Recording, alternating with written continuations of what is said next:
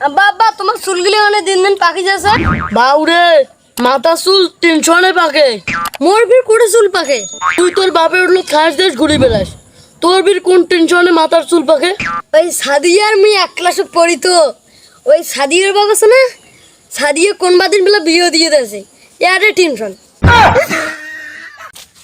আব্বা আব্বা আমার পশুর বংশ নয়। আরে বা বললে কি কোষ, আমার কেন পশুর বংশ বাঁচামো, আমার তো পালোয়ানের বংশ। আমার কেন করে পালোয়ানের বংশের লোক হইল ভাই?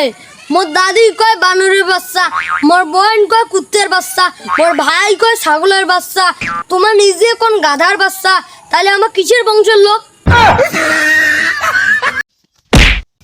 আব্বা তুই আর মোক ওই মুখে আব্বা ডাকবো না, শালা বেটা শালা কতক্ষণ কি কমার লাগে তাও জানিস না। আব্বা এইবার আমাকে মাফ করে দাও আব্বা। কি যে ছেলেটা কেন মারছে? ওই কথা আর কইছে না, শালা বেটা শালা মানসির সরস্বতী নাম করেছে ধরা খাইছে। এখনকার ছেলেরা একটু একটু নাং করবে, তার জন্য এমন করি নাকি?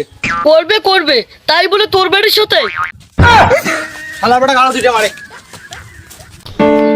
চাচা চাচা কি হইছে রে বাবু কি? চাচা তোমার বেটি তো একটা সেই কাজ করেছে।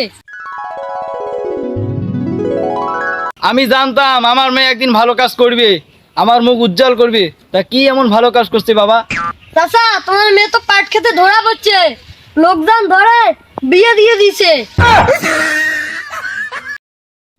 আমি জানতাম আমার মেয়ে একদিন আমার ভালো কাজ করবে, এটা হয়। আব্বা এইবার আমাকে মাফ করে দাও আব্বা। কি যে ছেলেটা কেন মারছে? মা